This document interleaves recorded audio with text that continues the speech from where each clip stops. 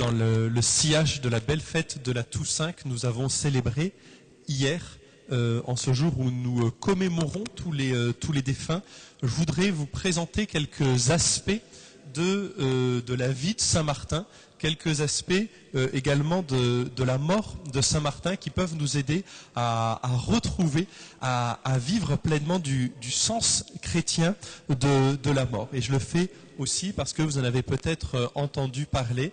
Cette année est une année où nous célébrons plus particulièrement Saint-Martin, puisque nous fêtons le 1700e anniversaire, non pas de sa mort, mais le 1700e anniversaire de sa naissance en 316.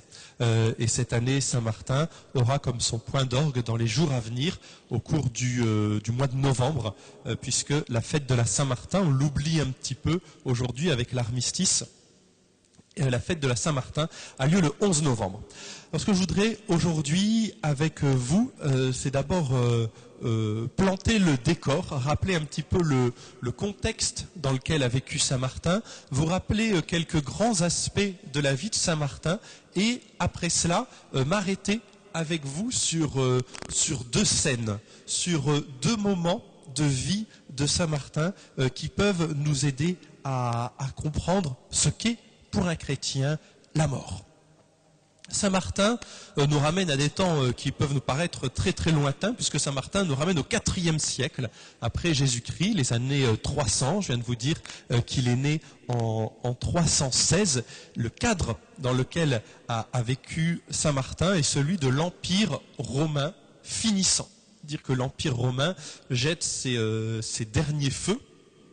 La gloire de Rome est déjà passée, c'est un immense empire, mais un empire qui est un petit peu affaibli. L'empire romain n'est plus centré à Rome même, mais un certain nombre d'autres capitales ont émergé. À l'est, Constantinople, à l'ouest, les villes, les nouvelles capitales de l'empire sont Milan, dans le nord de l'Italie, Trèves, actuellement en Allemagne. Et c'est dans ce grand empire, on peut dire sur le déclin, ce grand empire qui progressivement va disparaître avec les invasions ou les incursions de peuples barbares que naît Saint-Martin. Et dans cet empire romain finissant est survenu un événement central, non seulement pour l'histoire de l'empire romain, mais également pour l'histoire du christianisme. Cet événement essentiel, c'est le fait que quelques années avant la naissance de Saint-Martin, en 313, l'empereur romain, Constantin, a autorisé le christianisme.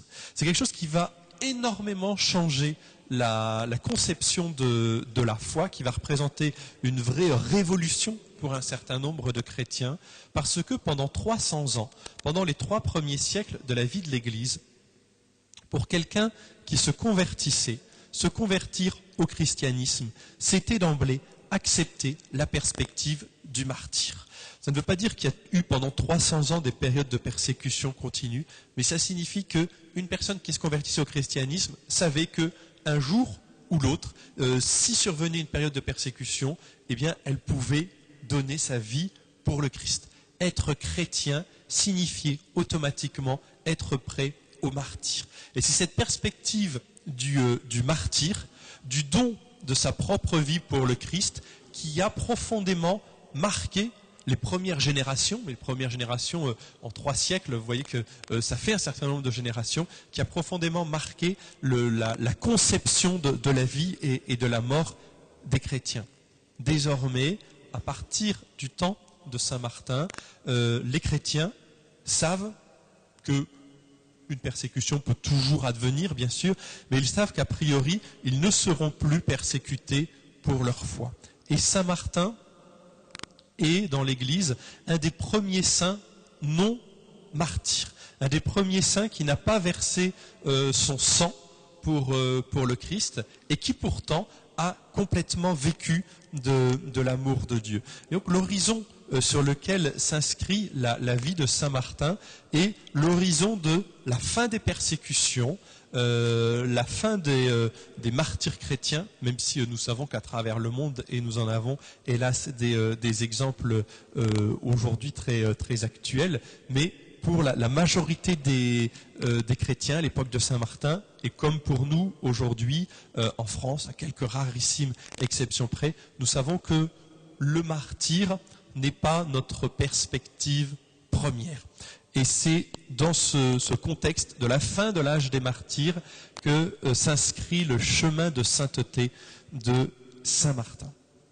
Je voudrais maintenant vous présenter quelques étapes de la vie de Martin, qui naît en 316, qui naît dans l'actuelle Hongrie, dans cette province romaine qu'on appelait la Pannonie, cette grande plaine qui couvre toute une partie de l'actuelle Hongrie, dans une ville qui s'appelait à l'époque Sabaria, qui aujourd'hui s'appelle Szombathely, qui se trouve à la frontière entre l'Autriche et la Hongrie. C'est un fils de militaire, et à l'époque on circulait beaucoup plus qu'on l'imagine spontanément. Saint-Martin, né dans l'actuelle Hongrie, va passer la plupart de son enfance dans le nord de l'actuelle Italie, à Pavie. Comme son père, il va rentrer dans le métier des armes. Son nom même, Martin, fait référence au dieu de la guerre, Mars, Martin, c'est la même origine. Il va être enrôlé dans l'armée, et c'est au cours d'une de ses tournées militaires à Amiens que se situe l'épisode le plus connu de la vie de Saint-Martin, qui est le moment où il rencontre un pauvre aux portes d'Amiens et partage son manteau. C'est une scène qu'on voit représentée dans de multiples représentations, peintures, sculptures dans nos églises, dans nos cathédrales. Après cela, Martin va encore servir quelque temps dans l'armée, et c'est ce geste du manteau partagé qui l'a beaucoup marqué, la vision qu'il a eue ensuite du Christ, sur laquelle je reviendrai, qui va le décider à recevoir le baptême. Saint-Martin reçoit le baptême, fait ses adieux à l'armée et décide de mener une vie de solitaire, une vie de solitude. Il va alors aller chercher conseil auprès d'un sage, d'un évêque, l'évêque de Poitiers, Saint-Hilaire, et Saint-Martin va se retirer dans un endroit près de la ville, à Ligugé, où progressivement vont venir des disciples. Et Ligugé, c'est toujours une abbaye qui existe, et comme le premier monastère d'Occident, le monachisme existait déjà dans la partie orientale de l'Empire, mais Saint-Martin est celui qui introduit le monachisme en Occident. Saint-Martin est vraiment, durant toute sa vie, l'ancien militaire pénétré de l'idéal monastique. Ce qu'il souhaite, c'est chercher Dieu dans la solitude, chercher Dieu dans la prière, et c'est cet idéal qu'il a toujours cherché. Mais c'est de cet idéal qu'il va être comme arraché pour être appelé un petit peu contre son gré sur le siège de Tours. Il va devenir évêque de Tours. On est dans les années 370-371, et durant le quart de siècle de son épiscopat, Saint-Martin n'aura de cesse de sillonner son diocèse de Tours, la Touraine, d'aller même au-delà pour annoncer l'évangile, pour fonder des paroisses dans les campagnes, pour être attentif aussi bien aux plus pauvres qu'aux plus puissants. Et c'est au cours d'une de ces tournées missionnaires qu'il meurt, assez âgé, mais en 397, donc quelqu'un qui a plus de 80 ans.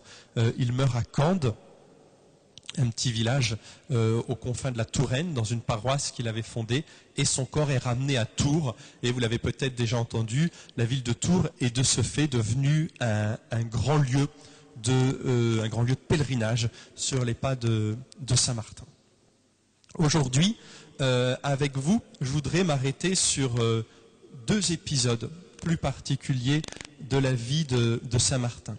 Un épisode qui se situe au seuil de sa vie, on pourrait presque dire, en prenant la comparaison avec le Christ, au seuil de son ministère public, de sa mission publique, le moment où, comme fringant cavalier, âgé de 18 ans, il va partager son manteau avec un pauvre, la rencontre, le rendez-vous qui va profondément marquer toute la vie de Martin.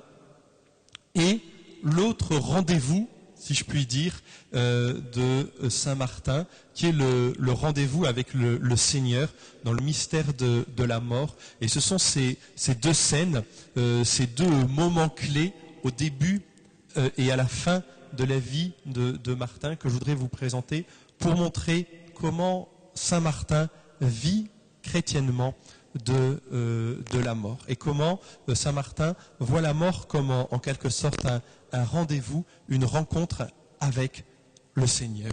Je vais donc vous lire deux passages de la vie de Saint Martin, une vie qui a été écrite par un de ses disciples qui s'appelait Sulpice Sévère, ami de Saint Martin, qui était quelqu'un issu de la haute société, qui avait renoncé à tous ses biens pour suivre Saint Martin dans la voie de ce qu'on appelait l'ascétisme, c'est-à-dire la voie du... aujourd'hui, ascétisme, c'est un mot qui fait un petit peu peur. L'ascétisme, c'est vraiment la voie du dépouillement, où on se dépouille de ses biens pour suivre le Christ, pour imiter le Christ humble et pauvre. Et Sulpice Sévère a, du vivant même de Saint Martin, écrit sa vie, qu'il a complétée par quelques lettres. Le récit de la mort fait partie de ces lettres qui complètent la vie de Saint Martin. Je vous lis ce qui va être comme le premier tableau que nous allons regarder ensemble. C'est ainsi qu'un jour, où il n'avait sur lui que ses armes et un simple manteau de soldat, au milieu d'un hiver qui sévissait plus rigoureusement que de coutume, à tel point que bien des gens succombaient à la violence du gel, il rencontre à la porte de la cité d'Amiens un pauvre nu. Ce misérable avait beau supplier les passants d'avoir pitié de sa misère, ils passaient tous leur chemin. L'homme rempli de Dieu comprit donc que ce pauvre lui était réservé, puisque les autres ne lui accordaient aucune pitié. Mais que faire? Il n'avait rien que la chlamyde dont il était habillé. Il a fait en effet déjà sacrifier tout le reste pour une bonne œuvre semblable. Aussi, saisissant l'arme qu'il portait à la ceinture, il partage sa chlamyde en deux, en donne un morceau aux pauvres et se rhabille avec le reste. Sur ces entrefaites, quelques-uns des assistants se mirent à rire, car on lui trouvait piètre allure avec son habit mutilé. Mais beaucoup, qui raisonnaient plus sainement, regrettèrent très profondément de n'avoir rien fait de tel, alors que justement, plus riches que lui, ils auraient pu habiller le pauvre sans se réduire eux-mêmes à la nudité. On a là la scène du manteau partagé. J'aurais peut-être dû vous le préciser avant de le lire. La chlamyde, c'est le manteau. Et nous voyons dans cette scène si souvent représentée comme un itinéraire de rencontre avec le Christ, un itinéraire en 5 étapes. Et c'est chacune de ces étapes que je voudrais maintenant préciser. La première étape de cet itinéraire, c'est le chemin. C'est-à-dire que Saint Martin va faire cette rencontre bouleversante alors qu'il est en route, alors qu'il est en chemin. Ce matin, nous avons entendu l'évangile des pèlerins d'Emmaüs. Les pèlerins d'Emmaüs rencontrent le Christ alors qu'ils sont en route, alors qu'ils sont en chemin. C'est sur le chemin de sa vie, au gré de ses pérégrinations de militaires, que Martin va être arrêté. C'est-à-dire que sans même le chercher, sans même le vouloir, à un moment donné, sur le chemin de sa vie, Saint Martin va faire une rencontre.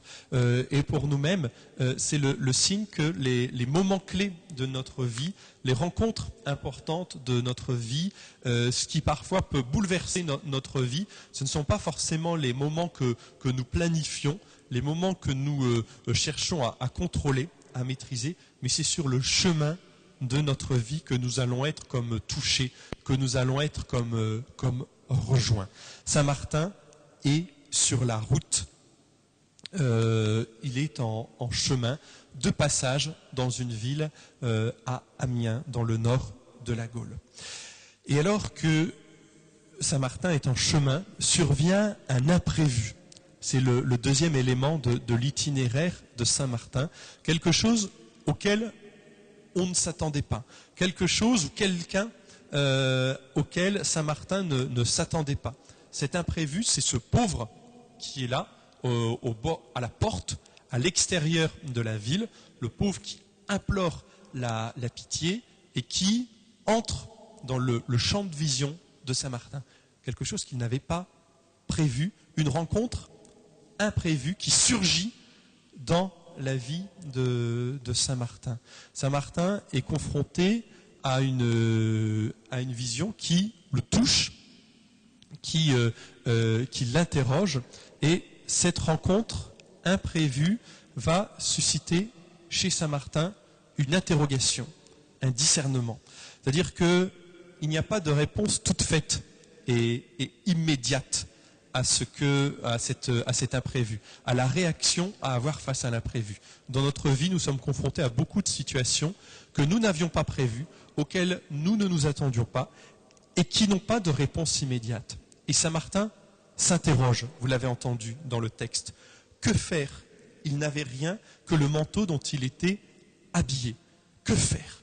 Que faire, c'est une question que nous pouvons régulièrement nous poser dans notre vie.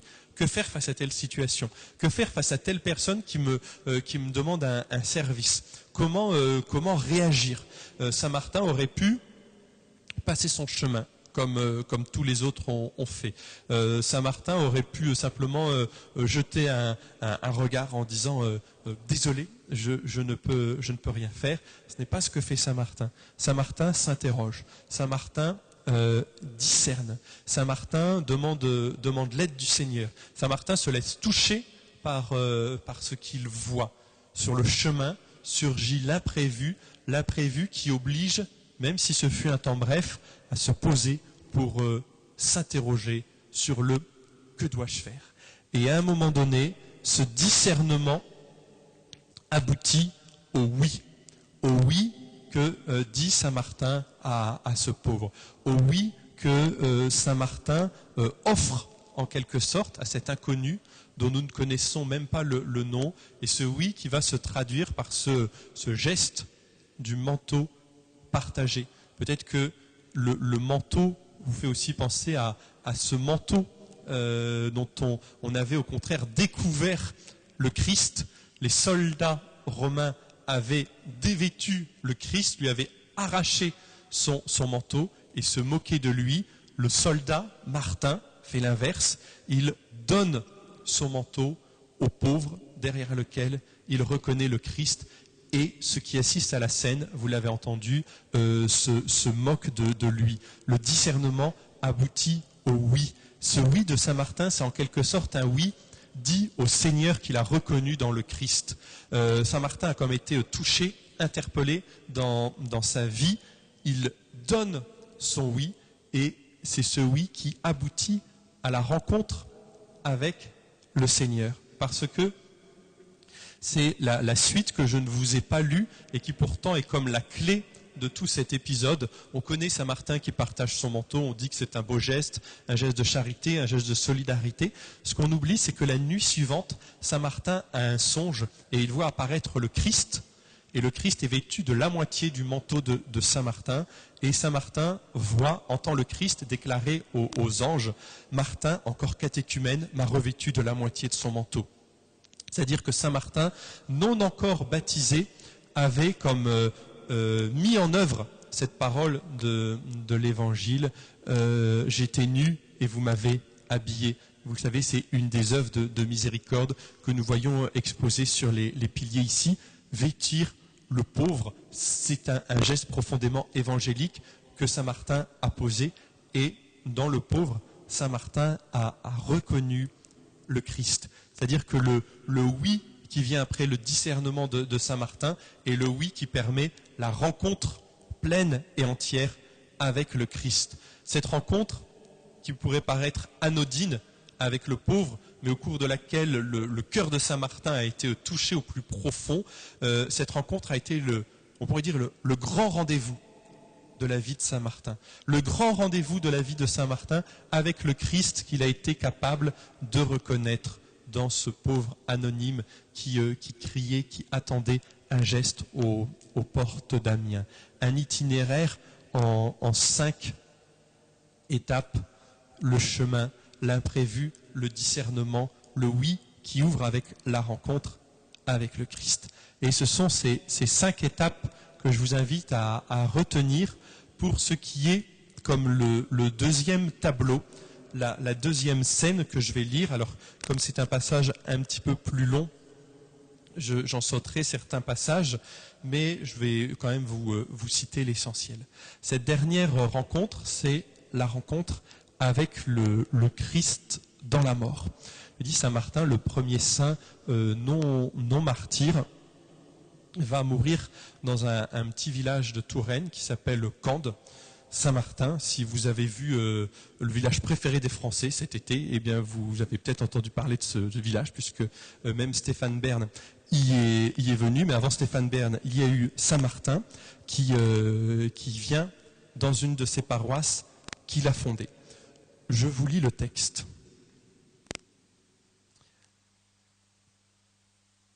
Martin a donc eu longtemps à l'avance la prescience de son décès et déclaré à ses frères que la dissolution de son corps était imminente.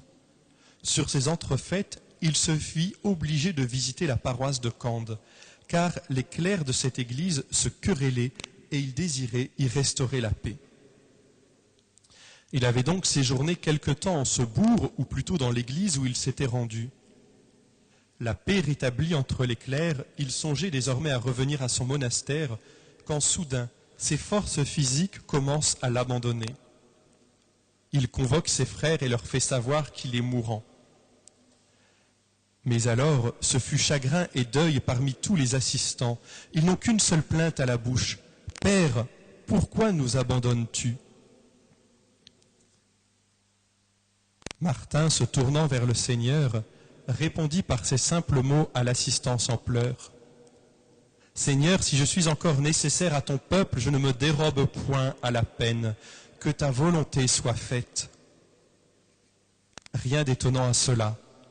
Partagé entre l'espérance et le chagrin, il en vint presque à ne savoir que préférer, ne voulant ni les abandonner, ni se voir plus longtemps séparés du Christ. Cependant, sans tenir aucun compte de ses propres désirs, ni rien laisser à sa volonté propre, il s'en remit tout entier au pouvoir de la décision divine et pria en ces termes. « C'est un lourd combat que nous menons, Seigneur, en te servant dans ce corps. En voilà assez des batailles que j'ai livrées jusqu'à ce jour. Mais si tu m'enjoins de rester en faction devant ton camp pour continuer d'y accomplir la même tâche, je ne me dérobe point et je n'invoquerai point les défaillances de l'âge. Je remplirai fidèlement la mission que tu me confies. Tant que tu m'en donneras l'ordre toi-même, je servirai sous tes enseignes. Et bien que le souhait d'un vieillard soit de recevoir son congé, sa tâche terminée, mon courage demeure pourtant victorieux des ans et ne sait point céder à la vieillesse. Mais si désormais tu épargnes mon grand âge, c'est un bien pour moi que ta volonté, Seigneur.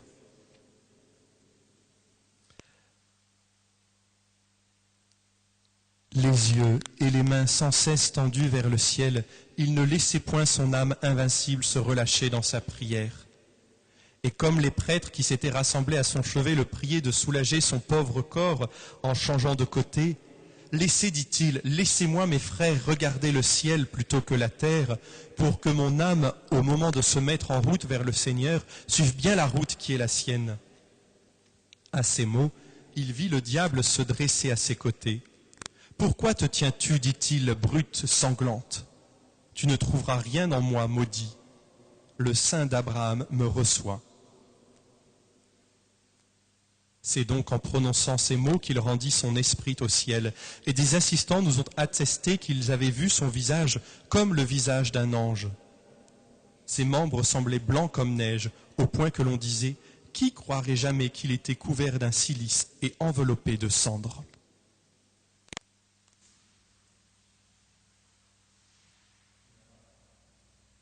Le récit de la mort de Saint Martin, on pourrait dire le récit du dernier rendez-vous de Saint Martin avec le Christ. Parce que la mort est pour Saint-Martin, comme pour chacun d'entre nous, une rencontre, un rendez-vous, une dimension qu'on oublie aujourd'hui un petit peu. Souvent, on entend dire, ça peut se comprendre, mon rêve, ce serait de me coucher un soir et de ne pas me réveiller le lendemain matin.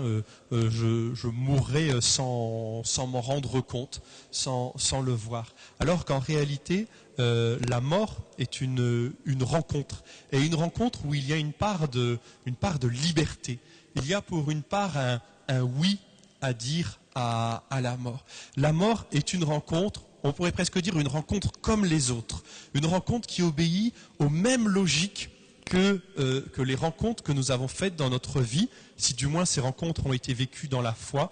Et tout ce que Saint Martin a vécu dans la foi l'a aidé à vivre pleinement cette grande rencontre, l'a aidé à dire ce oui au Seigneur. Et je voudrais donc relire ce passage de la mort de Saint Martin à la lumière de ce que nous avons vu à propos du premier rendez-vous de Saint Martin, le rendez-vous avec le pauvre Damien. D'abord, Saint Martin, encore une fois, est en route. Saint Martin est en chemin. Il est à un âge où il aurait pu aspirer légitimement à prendre du repos, à prendre sa retraite, mais Saint Martin, lorsqu'il apprend que des clercs, des religieux de la paroisse qu'il a fondée se querellent, Saint Martin, malgré l'âge, malgré la fatigue, malgré le poids des ans, Saint Martin se met en route. Et c'est à nouveau sur son chemin qu'il va rencontrer le Seigneur. C'est aussi un élément important pour nous, si peut-être nous accompagnons des personnes sur le point de mourir. Parfois les personnes nous disent mais j'ai le cœur, je me préoccupe beaucoup de certaines choses matérielles, de mon héritage, de ce qui va advenir après moi. Parfois ces préoccupations matérielles n'empêchent pas la rencontre avec le Seigneur, n'empêchent pas à la grâce du Seigneur de creuser son sillon en nous. Et on n'attend pas la mort passivement, mais c'est sur notre chemin de vie qu'a lieu cette grande rencontre. Saint Martin est en chemin, il est à Cande, et là, à nouveau, survient l'imprévu, ce que nous n'avions pas attendu, ce à quoi Saint Martin ne s'attendait pas. Il est dit que, soudain, ses forces physiques commencent à l'abandonner.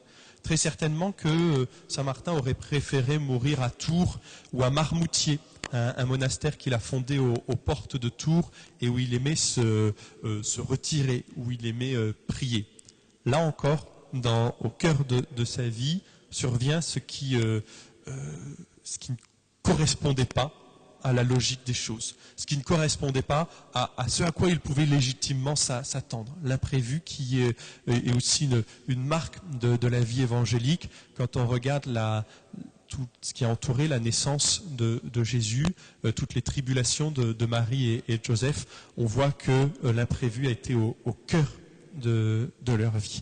Et que face à cet imprévu, Saint Martin, qui savait qu'il allait mourir, mais qui ne pensait pas mourir dans ces conditions, à nouveau, il y a l'interrogation.